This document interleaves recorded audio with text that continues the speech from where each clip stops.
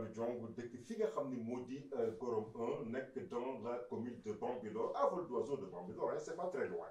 Badou Diong, un grand homme politique qu'on ne présente plus, qui fait partie du CNCR, qui est également acteur de développement, mais Badou est également membre du réseau des paysans et agriculteurs de la sous-région africaine. Il nous en donnera les éclaircissements nécessaires.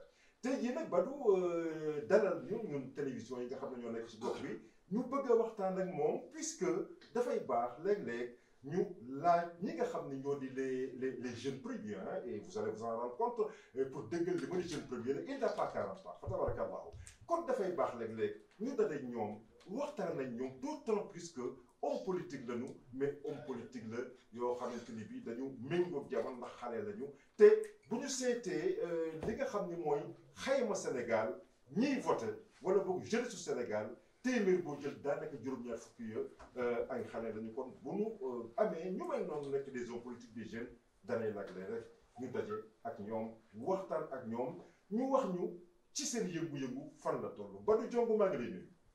waaw maa ngi lay fay monsieur Kandji. merci bien jërëjëf ci li ñu dalal ci sa kër gu taaw gi macha allah ci sa salon bi lee tey nu fas yéene waxtaan Badou première question bi rek yàgg nañu dégg peut-être sa tour ñu bari ñu ngi lay dégg di la à travers les médias mais en fait kan mooy l'homme Badou Diong.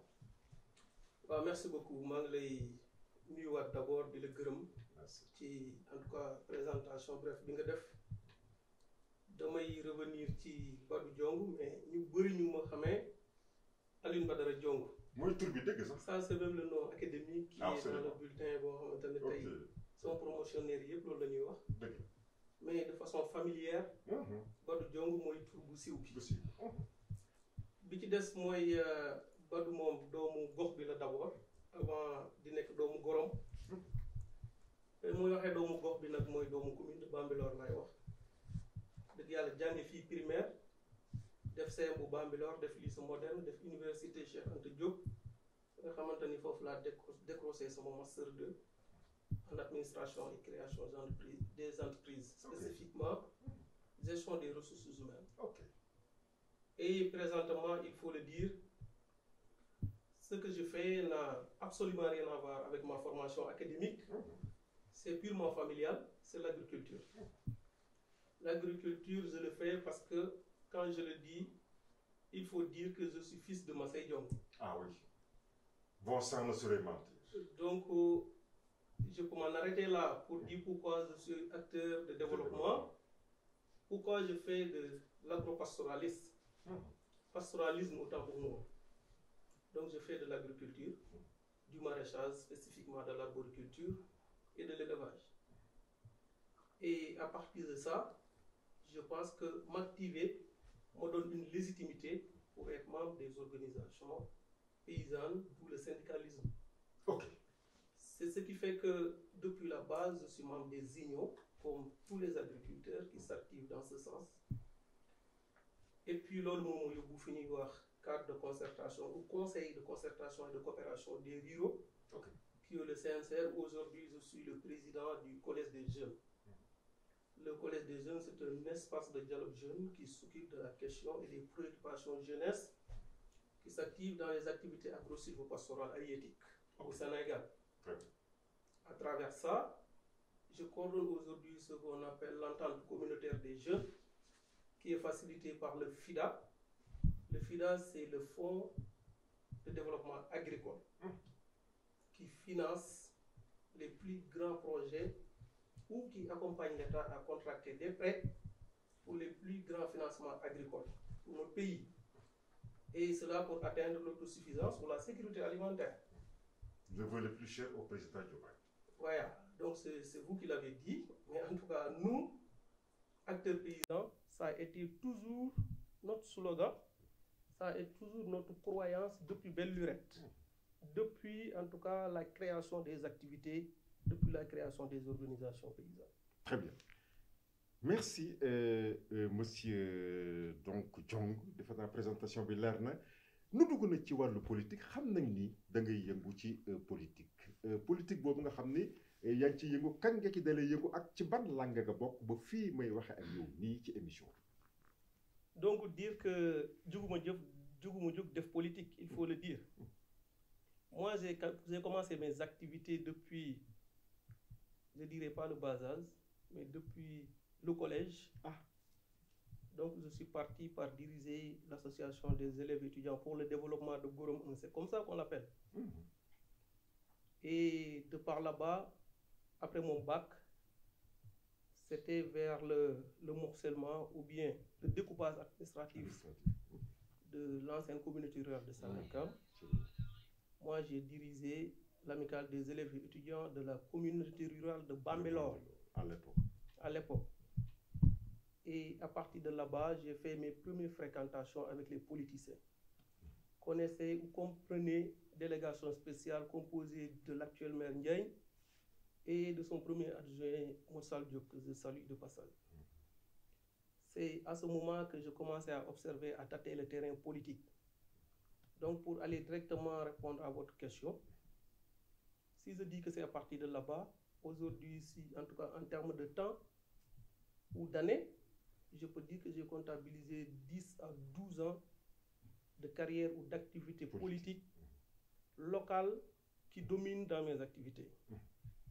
On a en tout cas participé à beaucoup d'élections, avec bien sûr le président que je viens de citer, mais mes activités étaient plus concentrées sur la politique locale de développement, avec lui bien sûr. Et jusqu'à présent où je vous parle, je n'ai pas été dans une autre formation politique.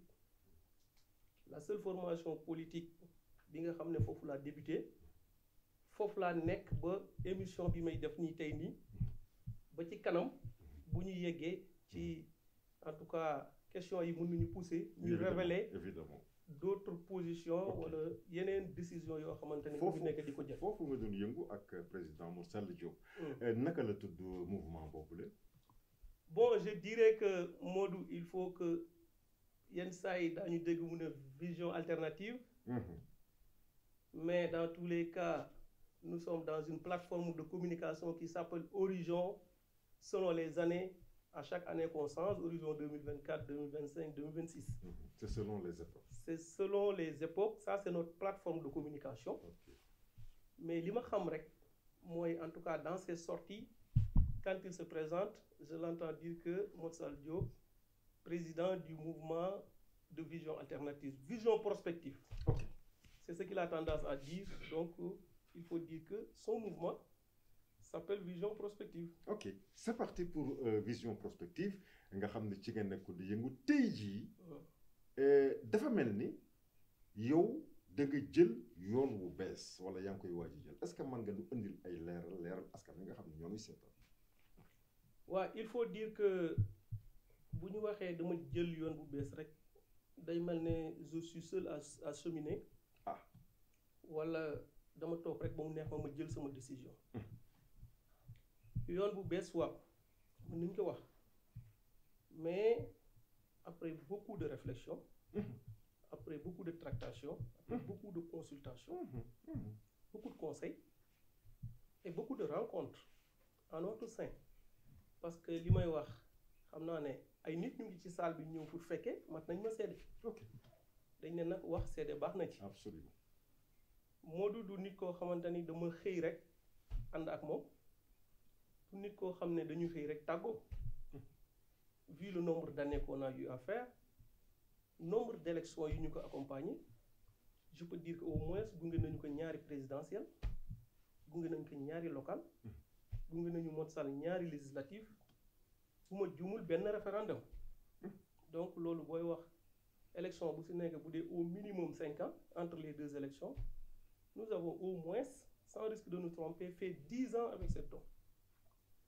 Donc aujourd'hui, je pense que mbooloo la ñu boo xamante ne dañu mos a yëkkindoo di dóorandoo di tegandoo. kon lu mel nii bu waree am wala ay ambition war a juddu mënuñu ko ñàkk waxtaane même boo ma posé wul question. Absolument. li ëpp solo nag mooy booy def mbir nga natt ko nattuwaay bi si jiitu mooy lu mel ni politique nit ku ciy jiitu dama yaakaar dañ lay jiital.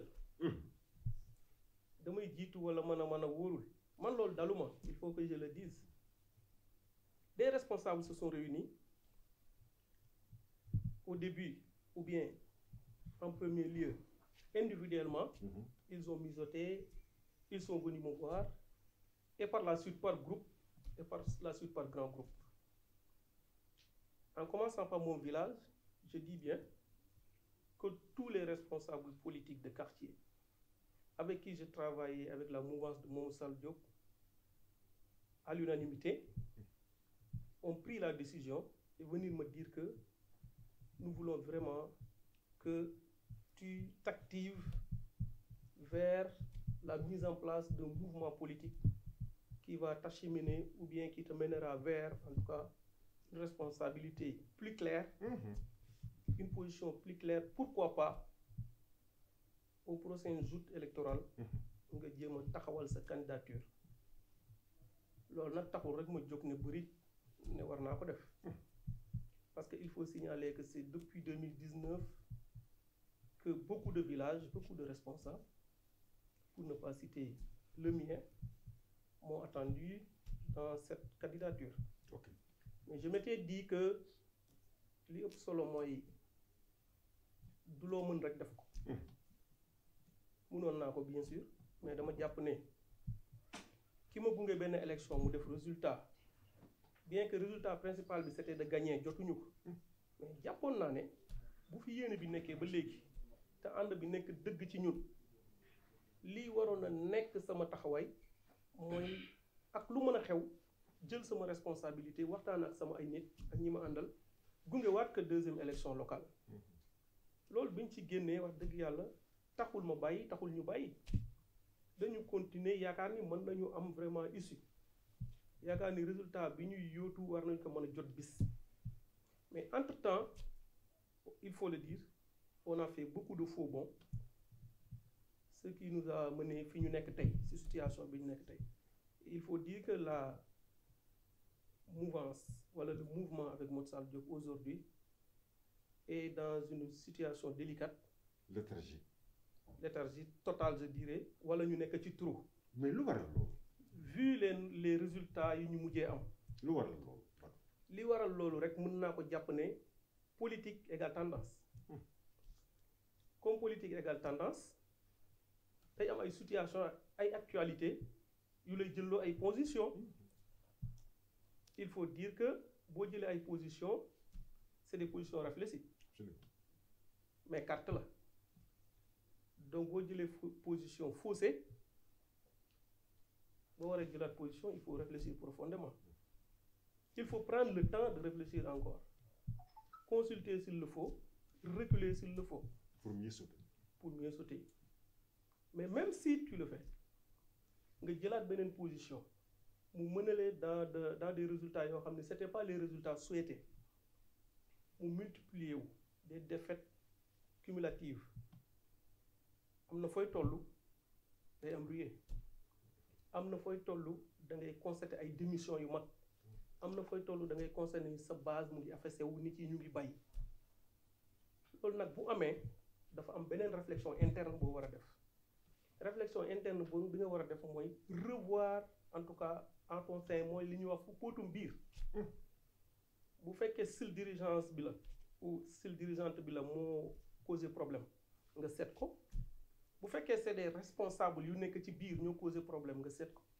Mais également bu fekkee am na ay ambition yuy naître ci biir groupe bi nga jéem ko observer jéem ko donner du sens jéem ko jox importance may ko nopp def des consultations approfondies avant tout agissement rawatina nag bu ci mel ni man boo xam ne man ci groupe bi laa nekk et je rappelle que mouvance Mamadou Sall élection locale yi passé on est parti avec Bolo Defar Tëngéej. Nous on a voulu l'appeler Bolo Defar Bambilor. Man maa jiite woon liste proportionnelle bu Modou. C'est ce qui fait aujourd'hui que je suis conseiller municipal dans la commune de Bambilor. Mais li ëpp solo mooy bu ñu yëgsee fii man am naa ay ambition wax naa ko léegi bi may développer. Absolument. Ci gannaaw bu ay mbooloo jógee wax la ne bëgg nañu nga taxaw mais dafa am lu ma leen ñaanoon mooy may leen ma ci li ngeen bëgg ma waxtaan ci ak ki nga xam ne moom la ñu nekkal tey ndax jàpp naa ne bu fekkee ànd bi dëgg la li ñu ko accompagner dëgg la war na mën a comprendre ñun ñu am ay ambition situation bi suñu groupe politique nekk kenn war ko mën a xam ki jiitu kenn war ko gën a xam ki jiite bu fekkee xam na ko xayrul bu fekkee xam na ko ñàkk nangu xayrul bu fekkee xamu ko nag beneen affaire la en tant que leader politique de son envergure loolu nag moom laa doon wax léegi juguñu jug def ko waxtaane nañ ko ci biir waxtaane nañ ko ci biti waxtaane nañ ko fii ma toog mais li ci ëpp solo ak li ma ciy wax rek mooy am naa ci tuuti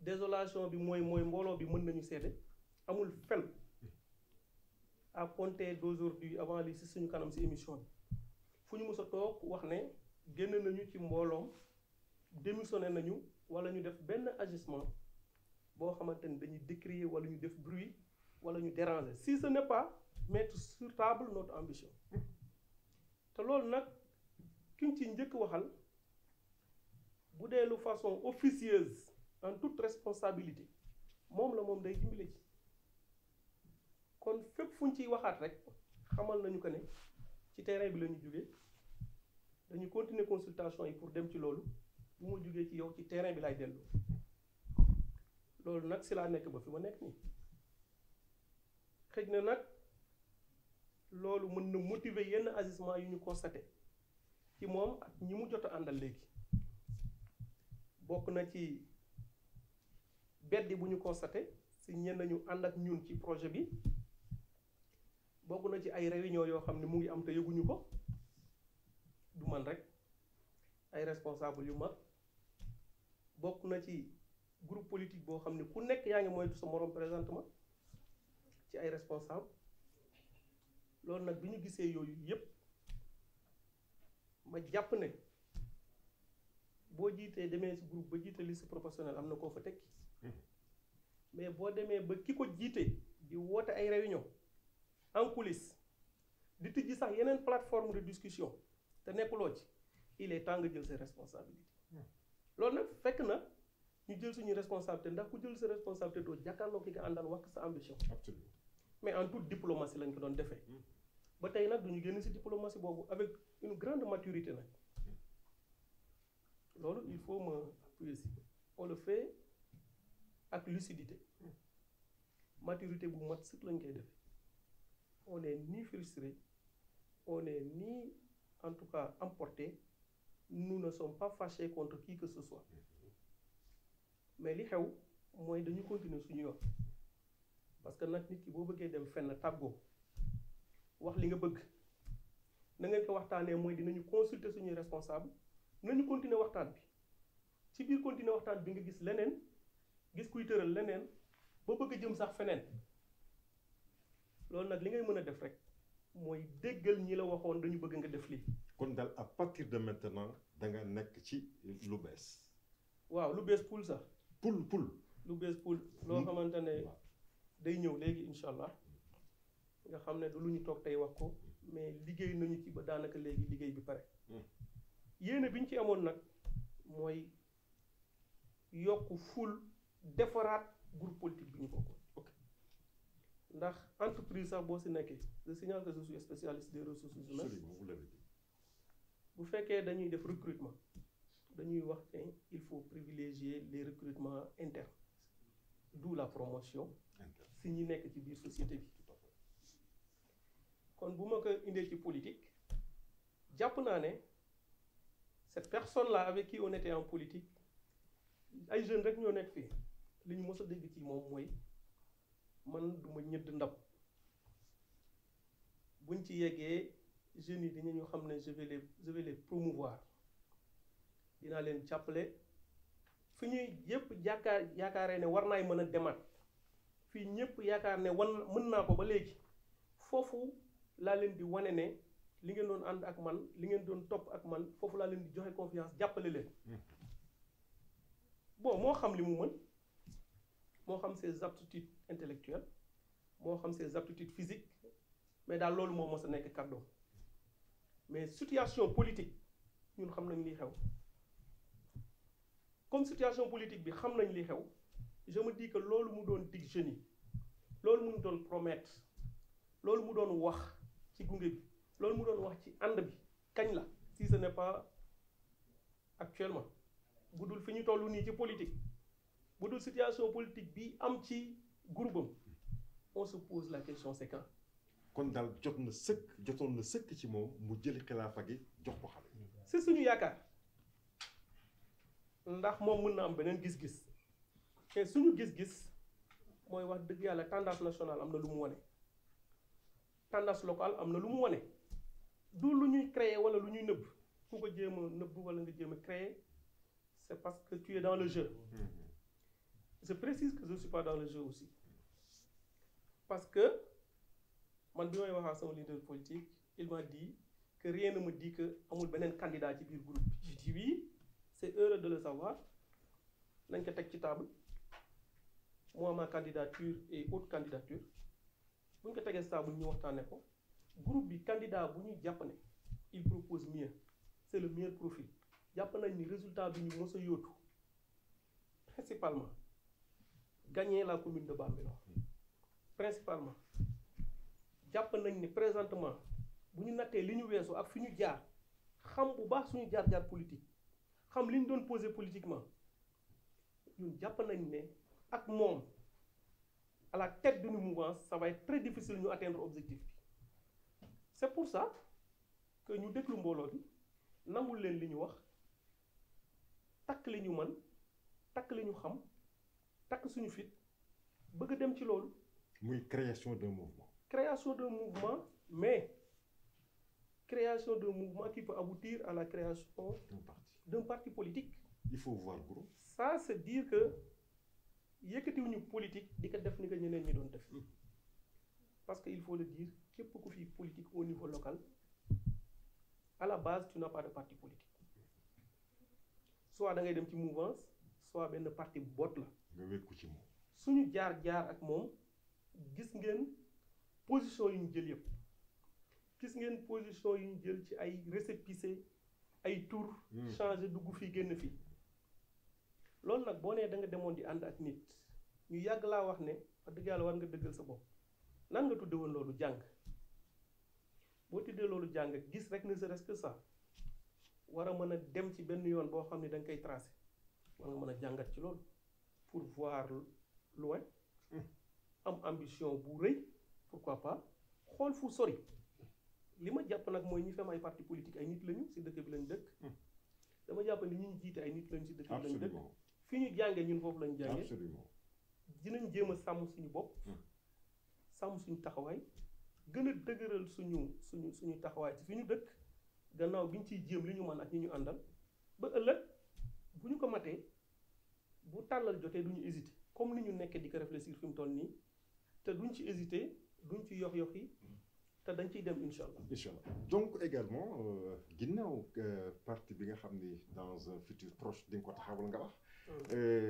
da nga bëgg a attaquer également entre guillemets li nga xam ni moo di maire bu Bambilor commune Bambilor nga nekk candidat. principalement oui.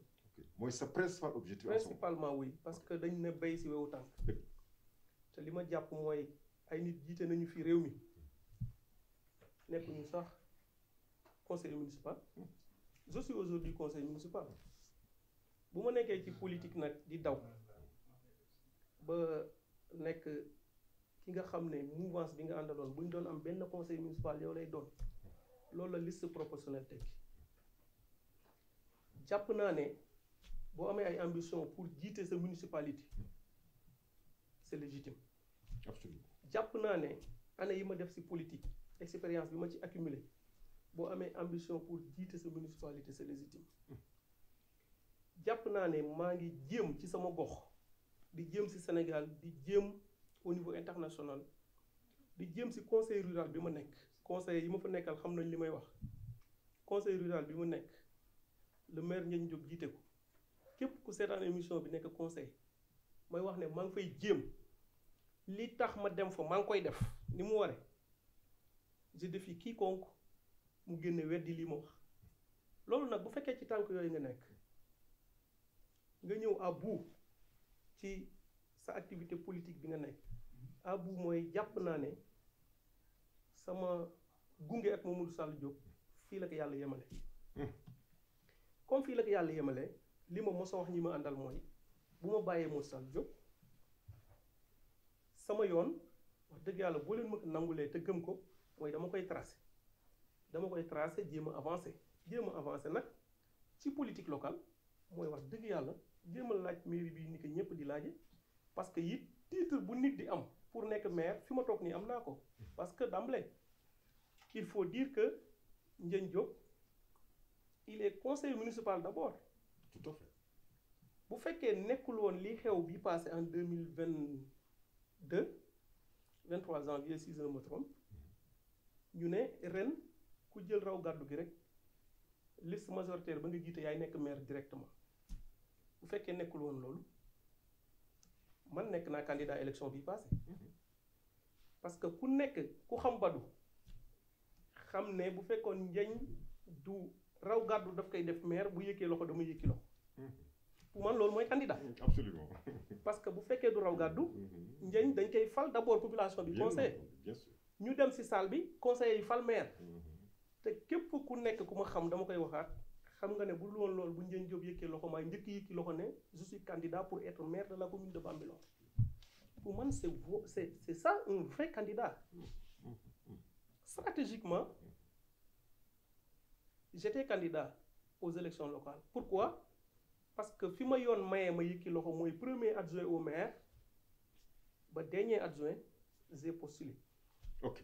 yëkki naa sama loxo mon majoritaire mais en tout cas j'ai fait le signal était fort que li ma wax ni bu fekkoon am naa possibilité yëkki loxo pour xëccoo mairie bi doon naa ko def parce que premier adjoint bi mu yëkkatee damaa yëkki loxo. Ok. Merci Badou. ñu xuus da ngay créer un mouvement ñu bari nag jamono jile ñi ngi créer mouvement wala boog ñi ngi dëgmal li nga xam ni moo di xilaafa bu bees gi di xilaafa Ousmane Sonko ak président Diomaye Diakhar Faye yow est-ce que man nga nu garantir ni du maanaam da ngay dem jéggaani dem seey ci ñoom parce que ñu bari ñu ngi koy def te loolu itam en tant qu'intellectuel defe naa ne di nga ko bañ parce que am réew itam balañ ko mën a naw dafay am opposition est-ce que da nga bëgg taxaw ci tànki opposant wala da ngay dem seey ci parti au pouvoir. Merci beaucoup question bi am na solo et c'est d'actualité. Merci. Ça a tout son sens c'est émission bi. Absolument. wax dëgg yàlla bu ñëwul woon sax du ma am lu ma neex. li ëpp solo ma la koy wax mooy ba fi ma toog nii ci opposition locale laa jàngi politique ki ma àndal il n'a jamais été maire kon opposition locale laa jàngi politique nekk ci opposition du lu may jaaxal bu fekkoon loolu mooy sama principal objectif tey élection présidentielle yi passé j'étais pas libre comme aujourd'hui am na ku ma doon àndal bi mu defee choix daf ko ci jàppale c'était pas Diomaye président c'était pas Pastef ni Diomaye mooy Sonko et je l'ai assumé aujourd'hui noonu laay assumer sama position li nga wax dëgg la l'on nous dit même que le plus grand magistrat aujourd'hui est en tout cas dans des tractations pour li nga wax tey. Qui pour ne pas le citer? Monsieur le maire Ndiagne Diop. Ah bon, tiens, ça c'est une bonne nouvelle. am nañu écho yooyu. ñëpp ñu ngi koy waxtaane pour appuyer li ngay wax. bi ci des mooy ki nga xamante ni yàlla dogal na suñu ànd yem fi tey les dernières informations yi ñu am mooy mu ngi bëgg a daw dem Pastef. Ah bon. Malgré la position présidentielle bi passée. Ah bon. Malgré les consultations yi nga xam ne Pastef def nañu ko pour ñu jiite Yewwi Askan bi élection locale yi passée on l'a pas fait. ma ñëwaat ci présidentielle yi passé ils ont tout fait il n'a pas accepté d'y aller donc je me pose la question aujourd'hui lu xew est-ce que les gens ils sont en position de faiblesse est-ce que ils ne pèsent plus ce qu'ils pesaient c'est la question. pour certains pour d'autres ñi nga xam ne tey ñu ngi woon Benno Bokk Yaakaar est-ce que dafa am lu ñuy daw On les entend plus ces gens. Est-ce que dafa am lu ñuy masqué? On les entend plus. Est-ce que dafa am lu ñuy ragal? Mais li ma ci bëgg wax rek mooy je félicite la coalition Sonko mooy Diomaye ci effort yi ñu def ak gëm bi ñu gëm seen bopp. C'était pas évident. Ba am résultat bi ñu am. C'était pas évident. Surtout dans la commune de Bambilor. De passage, je salue le président Ousmane Rougui qui a été là lors des élections locales passées def ay efforts. Il a du mérite. Absolument. Tey mu nekkaat ci bien que am na ñu ko fekki sa ñoo xamante ne sax ba ñu ñëw jàpp naa ne ku ñëwul it Ousmane dina gagner ak coalition. Ça c'est clair. bëri ko ci mbartal la. Puus mu dem. puusul mu dem. loolu mooy dëgg. jàpp naa ne Diomaye président ku ci bokkoon gis nañ la ci ay sorties gis nañ la ci ay position fi muy tànge gis nañu la mais man jomboon naa bàyyi ba ay góor liggéey xeex fa ñu war a xeexe ñëwuma jël ay sacrifice ñemee def ay sorties vidéo et autres jël ay position attaquer le président Macky Sall avec Benno Bokk Yaakaar ay jeunes à travers le pays ñii ñu leen di jàpp ñii ñu leen di tëj ngeen nekk ci seen ruxu ba ñu ne waxuma la Sonko du président Sonko du candidat mais ba ñu ne Diomaye mooy candidat bi tu sors jàpp naa ne wax dëgg yàlla nax sa bopp la parce que les jeunes patriotes qui sont là aujourd'hui qui se sont battus à travers tout le pays laay wax ils savent ils connaissent qui est qui xam nañu qui est qui au moins le jeune maire Pape Sow que je félicite a eu à prendre des risques ba ñu tëj ko. Mais où étaient les autres? Je dis tout le monde qui aujourd'hui sont en train de s'entretuer pour cette coalition. gëmuñu seen bopp, je le dis. C'est pas parce que je soutiens pas, c'est pas parce que je suis pas avec la politique, c'est pas parce que je n'encourage pas le Diomaye Sonko coalition. Mais je leur lance un message que nañu xam ñoom ñooy ñan, nañu xam ñi leen bëgg, nañu xam ñi fa ñëw pour seen bopp. Parce que le jeu là, le jeu est haïssable. Munoo fekk ay nit ñuy liggéey nga ñëw ni mën a. Non, c'est minable, franchement. C'est minable, c'est horrible. C'est pas respectueux. Du tout. En politique. Et que dafa am lu may dégg lu grave ci suñu commune bi loo xamante ne luy indi problème suba la koo gis rek mu ni ànd leen koo dajeel daf la naan bu ngeen àndee bu ngeen defee lii nangam mais ànd ak kan. C'est important. booy ànd da ngay ànd ak ñu la nawlo mais man mii dama nawloo ñëpp ñu bëgg nekk candidat mais est-ce que ñëpp nawloo nañ seen morom. Je commence par la mouvance bi nga xam ne si laa bokkoon mouvance boo nekk di ci liggéey di gunge nit fukki at yàlla nga teg sa ambition mu mel ni tu es l'ennemi numéro 1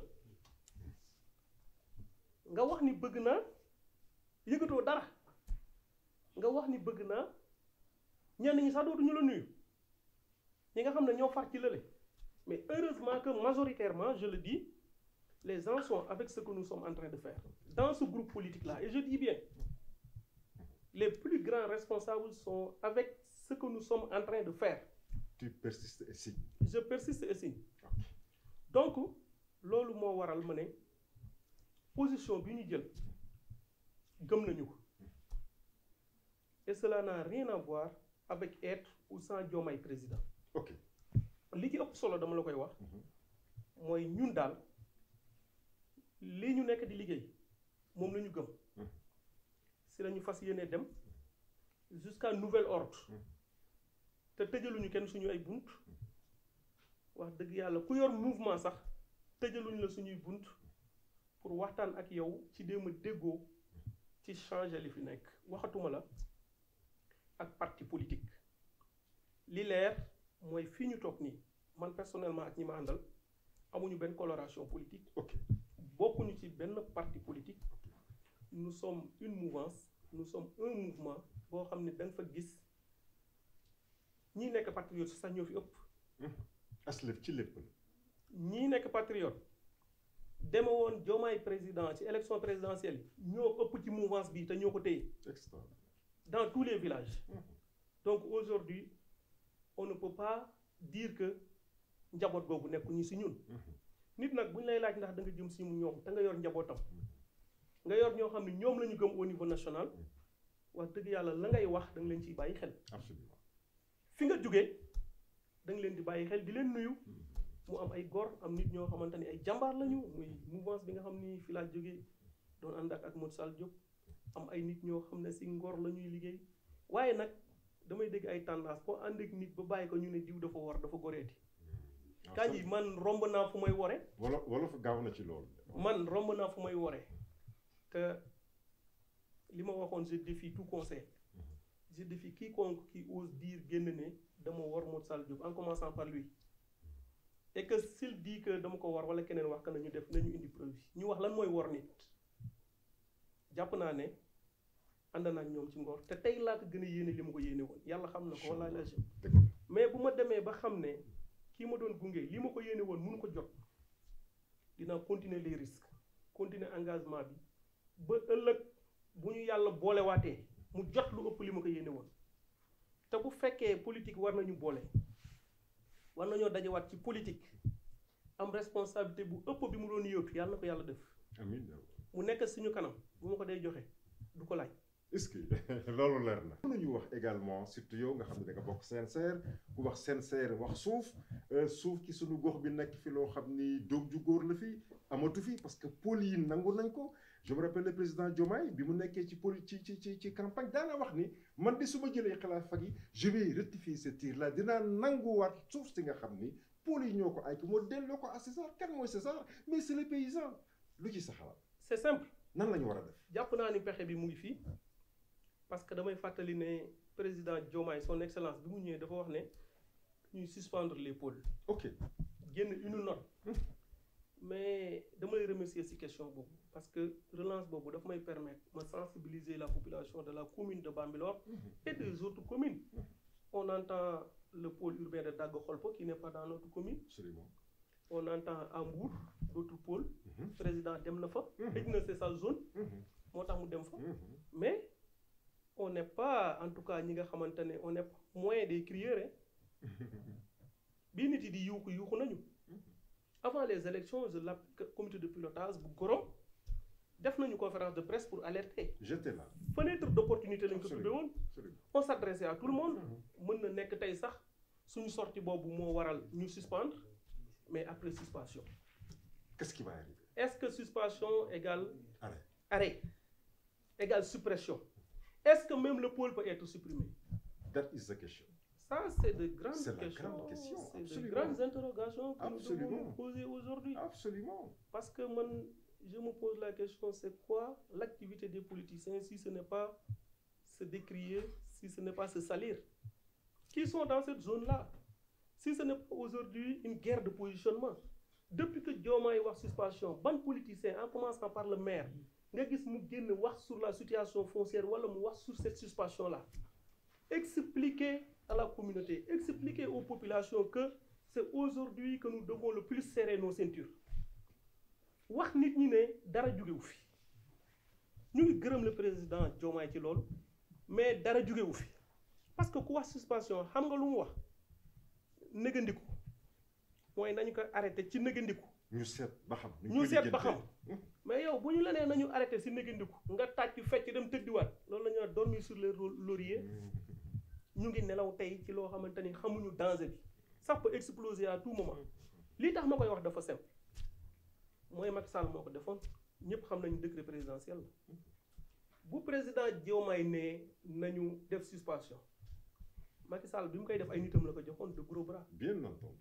Mais qu'est-ce qui nous garantit que Diomaye n'est pas entouré par des personnes opportunistes comme ceux qui avaient entouré Macky Sall?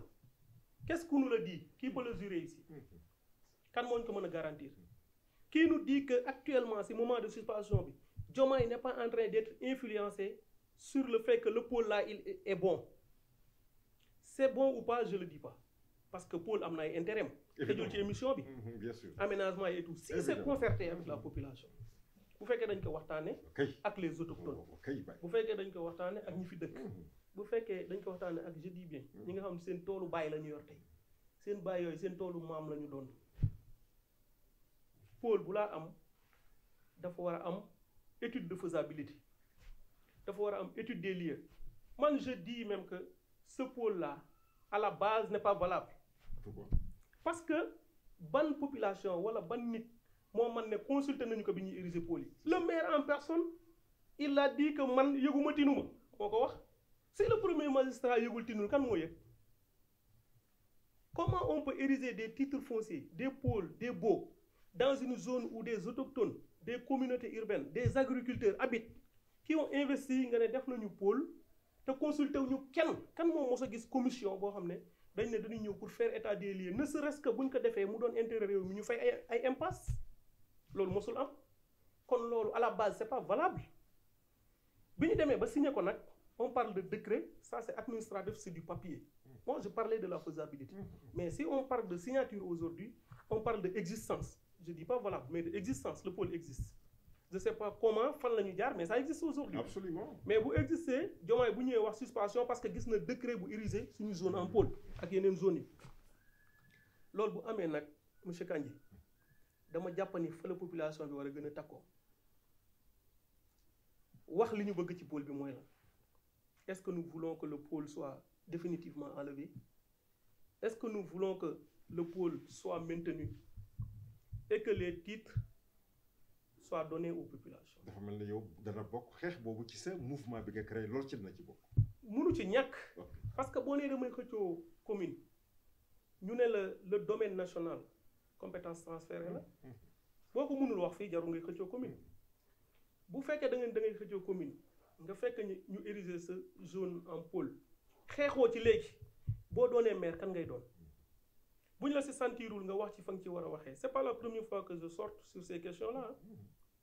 J'ai fait la RTS, beaucoup d'émissions, beaucoup de sorties. Le Lac Rose. J'ai organisé un cas au Lac. Le Lac Rose n'est plus rose. Hein? Il y a beaucoup de questions qui doivent nous interpeller, nous, population de la commune de Bambilor et de Niaga-Tivaouane-Peulh et de Sangalkam. Nous devons aujourd'hui nous réunir, nous devons aujourd'hui communiquer, faire une intercommunalité pour voir les risques, les zones, les déversements. Les voies de ruissellement des eaux. Tout ça, c'est des questions majeures. Ce n'est pas seulement le foncier. La concertation. La concertation. Taille, le Lac Rose, là, nous peut détruire. Personne n'ose aujourd'hui demander Lac Rose, vendre la destination Lac Rose au Toubab. Le Lac Rose n'est plus rose. Non, il n'ose plus. Non. La question de l'emploi, nous devons dire xorom fofu. Dama nga laajte ko. Ndox bi bu mu ñëwee ñaata dégâts, ñaata tas de xorom la dugal ci biir. Dama nga laajte ko. Qu'est-ce qui a causé que le lac n'est plus rose? Il faut le demander. Peut-être que le maire ne saurait pas répondre à cette question. Nous sommes descendus sur le terrain. On connaît tout ce qui est teneur en sel, tout ce qui est ndox bi bu yokkoo bu wàññee niveau bi. La seule solution ndeysaan bi ñu am ña fa nekk mooy di ngàcc ndox. Ab dex ngay ngàcc ndox mi pour mu wàññeeku pour algues yeeg yooyu amaat composition ci suuf ba mu am teneur ba affaire bi rougeâtre ak jant bi ay phénomène naturel la. Absolument. Donc loolu ku ci demul xamuloo ko. Bu fekkee dama bëgg laaj commune bi lu mel ni Lac Rose aussi demoon bay dugg ci patrimoine UNESCO tey lu mel ni war ko yàq mosuma dégg un maire de ces 3 communes là mu prononcé wu ci ou bien même des 2 communes yi ko seex muy Tivaouane Peulh Niaga ak Bambilor kon loolu c'est à décrier parce que ay emploi yu bëri la yàqu surtout à l'endroit des populations des 2 Déen. Très bien. nga xamante ne tey ay kilifa ay ndaw ay góor ay jigéen seeni kër si la ñu ko yor. bi ci des mooy mu tuuse ñu ñun Sénégal yëpp. Pourquoi? Parce que ñun suñu kër fii dañ doon jaar fii du ñu may ay saako xorom. Absolument.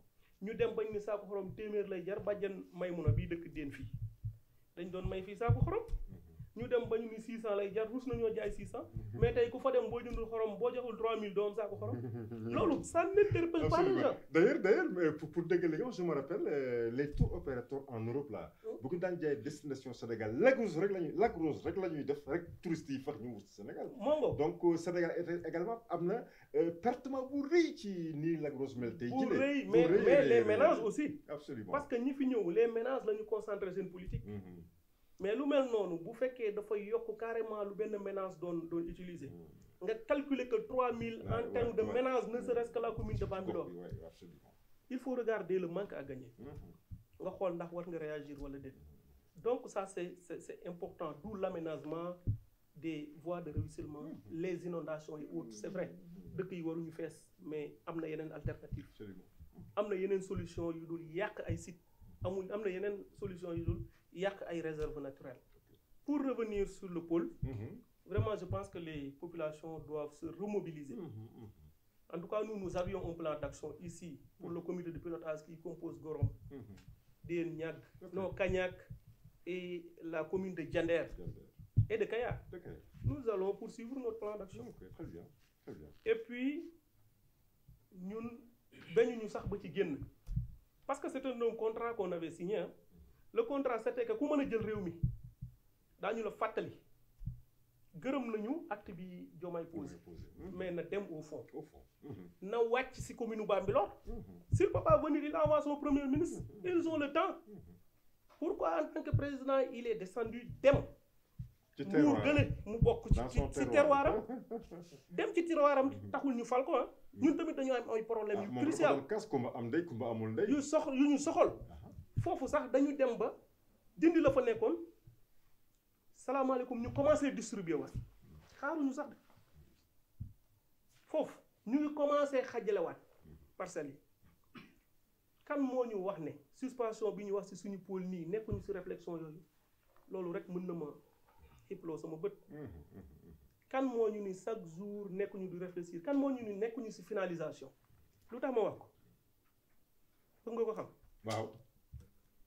démb wala barke démb gis nañu note bu Descos génn gis nga ko il a dit que il faut arrêter toutes les activités foncières sur les pôles cité pôle bu Déni Biram Ndaw cité pôle bu Diacksao Bambilor ñaar yooyu ñoo ñu seex mais bu fekkee que dafa wax suspension kii di sa kilifa ñu dox tuuti nga ne il faut arrêter toutes les activités foncières sur les pôles mooy ñun ñi am nañu droit bu ñu rombee fii fi ñu wax dafa am pôle ku fi ñëw di natt ñu reyanteeg yow loolu la note bi tekki am nañu droit bu ñu gisee kuy tabax foo xam ni pôle la ñun la arrêté note bi Descos génne am na droit tey si suñu suuf yi ñu moom ku fay gas pour def ay tuyaux pour arroser Descos ñëw ne la arrêté loolu la tekki attention Descos am na droit kuy tabax sa néeg pour sa surga si sa tool mu ñëw ne la arrêté note bi premier ministre Sonko génneloo directeur Descos loolu la tekki ci wolof. ok kon ñun bu ñu toogee tàcc Diomaye ci suspension note bi Sonko génneel war nañu interpeller. ok en tout cas ñu nag ku ñu jàpp ne moom lañ ko jox ñu tudde woon ay gros bras ay nitu Macky Sall ñoo ci yem fi mu toll nii de kenn amatul droit ci sa suuf loolu la note bi wax fii ba 3 mois à compter du 29 juillet bi passé. kon daal da nga wéy di continuer xeex bi nga doon xeex pour li nga xam ne moo di askan wi kenn du jël seen suuf sépp wala lu ñu ci jëloon boog ñu delloo leen. mosuma ko arrêté. ok bi ma demee RTS dama lay fàttali ne. j'ai beaucoup parlé du titre foncier 1975. Absolument. Pour parler de Bambilor. Le titre a problème. Je rends hommage à Mbi et Waimba. Ouais. boo xamante ni touché nañu lool li fay xew parce que kër dafa cher de ñun ñu ngi manti amagul nañu ay ngunu mais am na ñu fi tabax ay kër mais du yegg mukk waaw boo demee ba espérer takk say rideau ba jàpp ne la nga doon fay location tey da nga ci war a raax wala nga peinture si ñu bëma ko Alé Fall mi Bambilor la dëkk démb ba tey mbëtt lay xëy wala mbéy xam na la fa nekk ñu ngay tabax mais rien ne dit que ñii di tabax si titre foncier 1975 foofu la muy tabax tey fekk 1 mois 3 mois duñ ko toj mais li ci bizarre mooy des conseillers qui étaient dans la salle qui n'osent même pas lever la main bu ñu génnee ils me disent que ba ñu koy natt demoon naa lan ngay gëm mu ci kanam ba ñuy natt excitation yi mën naa la wax ne am na fu ñu kale woon am na fu ñu kale woon à pour Bambilor et c'est des conseillers qui étaient dans la salle. Et ces conseillers qui n'ont pas osé piper mot. Ils sont toujours là, ces conseillers. C'est le conseil municipal. Benen bi, je termine par dire que aujourd'hui, c'est une information. Dañu changer li ñu wara fay ci ay frais de bornage yenn affaires yépp. Mais que la population se pose la question ce qui est en train de se passer dans la commune de Bambilor. Vraiment, c'est désolant. Moi, j'ai honte même de faire partie de ce conseil municipal par le comportement de certains. Il y a certains qui font leur travail. Bien qu'ils prennent position, certes, des fois sur des choses, ça n'arrange pas la population. mais am na yu xeebu doo leen ci gis quand même mais lii di xew ci commune Bambilor monsieur Kandji sincèrement que la population se pose la question man pour man bu fekkee da nga war a am sa kayit yor sa xaalis nañ la defal ordre de recette nga dem fay bu fekkee kayit bi ñu lay jox baax na mais des conseillers municipaux qui osent prendre de l'argent des populations et venir après tout dossiers yi ngay dajale yëpp doo indil nit ki lu dul notification mooy lan ban valeur juridique la acte administratif c'est très grave ce qui est en train de se passer pourquoi je le dis premier conseil intercommunalité bi ma dem commission domaniale nekk fa j'ai posé aux gens lan mooy seen logique de travail est-ce que da ngeen bëgg a continuer di dox na ngeen doon doxe wala déet moi je suis pour qu'on amène des spécialistes ñu former ñu ñun sur la gestion foncière sur quel comportement nous devons adopter avec la population ou face à la population les gens ils me disent que commune bi amul xaalis yi ngay poser ay problème la yoo xamante ne dañuy dem ba duggaat ci problème yi ñu mënul génne bàyyi rek ñu def ni ñu doon def j'ai dit que da ngeen di def ni ngeen doon def personne ne me verra sur le terrain di def ay visite de site pour une délibération de quelque sorte que ce soit ou bien un acte administratif ou une affectation de quelque sorte que ce soit je le dis aujourd'hui boo gisee affectation rek jox nañ la lu lëndëm boo gisee affectation jox nañ la lu lëndëm bi ma nekkee ci mairie bi ba léegi benn conseil laa mos a def boo xam ne indi nañ fa ay këyit yoo xam ne nee na nañ ko càmbar pour wutal ko délibération mais sa suuf dañu bind de nañu rejeter benn këyit bu ñu fi dugal bu bokk ci pôle urbain wala ci titre foncier waa Kandji ñun bu ñu mënee wax loolu en tant que conseil municipal ou conseillers municipaux mais après loolu nga continuer di gis ay protocole nga continuer di gis ñuy lotisser ci biir titre foncier yi nga continuer di gis ñuy lotisser ci biir pôle bi bien que on ne défend pas le pôle nga continuer di gis ñuy lotisser ci biir pôle bi nga continuer di gis ay nit ñoo xam ne ci pôle bi wala ci ay titre la ñu am di jox xaalis ay conseillers municipaux dañ leen laaj ndax versé nañu ko xaalis bi ñu leen di jox c'est l'argent de la mairie si on ne dépasse pas aujourd'hui 1,5 milliard ou 2 milliards de budget dans la commune de Bambilor c'est que l'orientation est mauvaise. Nous avons fait une mauvaise orientation budgétaire. Ou bien, si l'orientation budgétaire elle est bonne, les pratiques sont mauvaises et à bannir. C'est à bannir et c'est très dangereux. Nous, majoritairement, les conseillers municipaux de la commune de Bambilor, li ñu fale defuñu ko. Maire na xoolaat doxalinam. On est à 1 an 7 ou 8 mois. La grande interrogation mooy dëkk yi dañ poser question lan lañ fi def ci mandat bi. dafa am ce qui me tient à cœur. te si suñu conseil municipal bi la xewe mooy wax naa fi léegi dañuy yokk taxe yëpp si lu waay di fay lu nekk.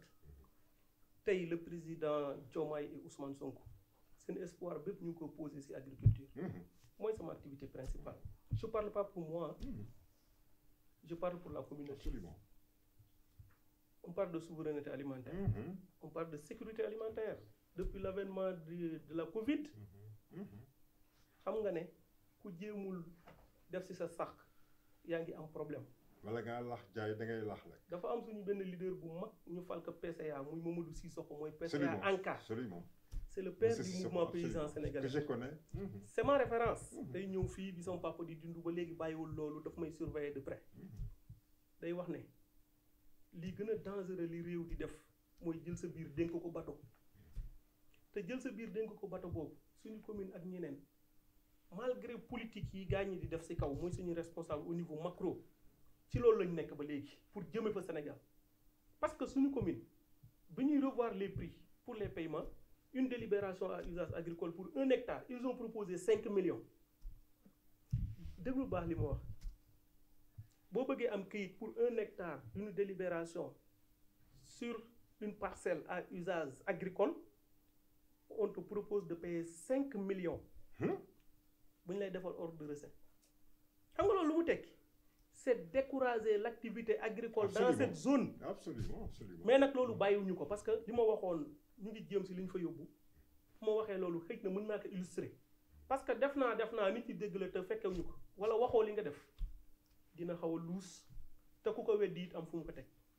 man monsieur Kandji dama la ni yëkki naa loxo devant le sous-préfet di xeex man kese di xeex ci loolu ba benn conseil moom ma ci fekk si ba ñu jëlee que de 5 millions à 1 million 500 tey kuy ut délibération d'un hectare à usage agricole à la place de 5 millions 1 million 500 ngay fay ndax am na ku fa nekk xeex pour ñëw. bi ci des bi may tëjee.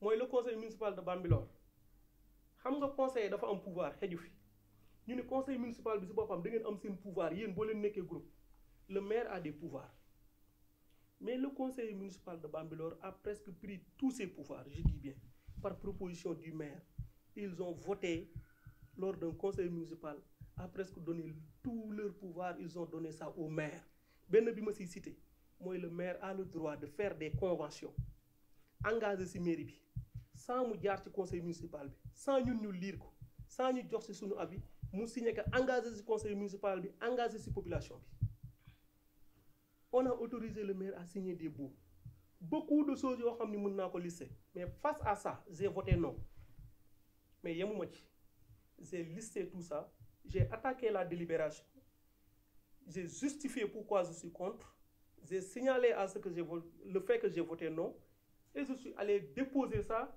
à la sous-préfecture de Sangalkam, à l'arrondissement de Sangalkam, à la sous-préfecture, pour marquer au moins le fait que bañ naa ba tëdd ci ñag bi jàll na mais maa ngi topp sama droit pour contester ni délibération bi warul jàll. te yaa ngi wéy di ko bañ. beneen bi jokk tax ma def ko. foofu la ñuy tëjee fi ma toog nii foofu la ñuy tëjee foofu la ñuy tëjee vraiment foofu la ñuy tëjee. fi ma toog nii depuis 1 an 8 mois yi may wax bu population bi doon topp. gàtt dinañu gis 500 à 600 hectares qui sont lotis dans cette commune non je dirais autant pour moi 50 à 60 hectares je dis bien je rectifie 50 à 60 hectares qui sont lotis loolu boo defee hectare 40 parcelles rek ñaata parcelles la. Énorme. Moi je me pose la question sur les 20% les fameux 20% yi gars yi di wax chaque jour booy def protocole da ngay dégg maire ni lekkuma jëluma suufu bàyyu kenn ñoom ñooy woo promoteur bi mu ñëw signer ak moom protocole si c'est 40% il signe avec la mairie. Mais s'il signe au minimum 15%, on dit que c'est la mairie qui signe, c'est pas le maire. 15% de chaque 100 parcelles nga am ci 15 parcelles. Bu fekkee gaañ yi def nañu fi ay 60 lotissements ça peut tourner autour de 2000 3000 et quelques parcelles 60 hectares mais boo defee 3000 parcelles fois 10% rek ñaata la si je ne me trompe 300. mais pactole boobu fan lay dugg. je me pose la question lu tax ma koy poser mooy mosuma gis ñu wax ci benn conseil municipal mosuma gis sax protocole promoteur ñu indi que ñu ni protocole bii nañ ko étudier te lotissement bu laa am mairie bi bu engagé protocole textuellement ak li yoon wax dañ ko war a indi ci conseil municipal bi ñu apprécier ko bu ñu ko apprécier ba valider ko moom la waa ji mën a dem engager une procédure de régulation administrative ba am un lotissement administratif boo amee lotissement administratif nga doog a dem sur le terrain borné et autres mais fii da ngay balayer rek samp say parcelle nu mu la neexee d'où les lotissements clandestins vraiment li ma bëgg a wax xejul fii kooku li ma ci wax lépp nag émission spéciale wax dëgg yàlla dafa bokk ci li tax ñu am ambitionné yaakaar nañ ne jooytu nañ ko fu nekk yaakaar nañ ne jëm nañu am taxawaay bi mais pour ñu jëmmal ko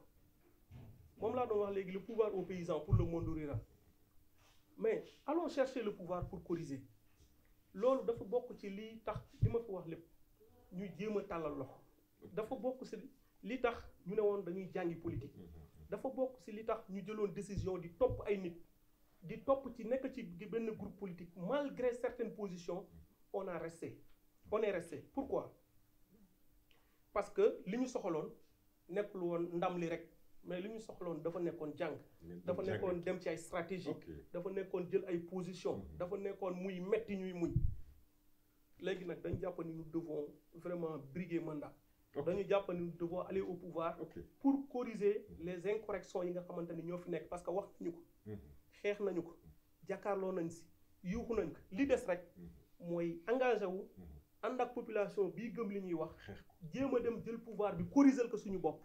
Cela ne dit pas que bu ñu jëlee pouvoir bi dañuy xeex ak ay nit. Cela ne dit pas que les promoteurs qui sont là nous sommes prêts à les emprisonner. Cela ne dit pas que nous sommes contre eux. lii ma wax ci ñoom lépp c'est pour les aider. Pourquoi? Parce que ñu si bëri si ñoom tey ñu ngi daw. nan laay def man bu ma ñëwee ba du ñu daw. Le maire aujourd'hui pour moi doit aider ces jeunes là. ñoo yëkki idée bi nekk ci di xeex ak man. xeex ak man ba ñu yëg si fii malgré metti na fi ñu jëm malgré gudd na mais ñoom ñoo ma gën a gëm li may wax nii.